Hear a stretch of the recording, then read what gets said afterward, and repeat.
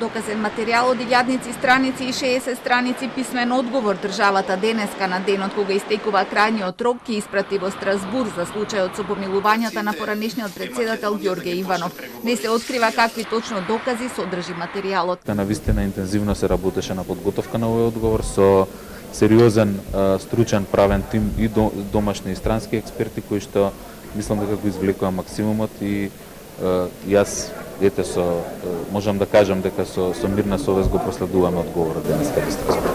Поранешната судијка во судот во Страсбург Цаца Николовска не сака да прејудицира каква ќе биде пресудата. Укажува дека законитоста е клучниот елемент што треба да се утврди. Доколку се утврди незаконитост при постапувањето на кој било орган, вклучително и на поранешниот председател на државата, тоа би било крај на постапката.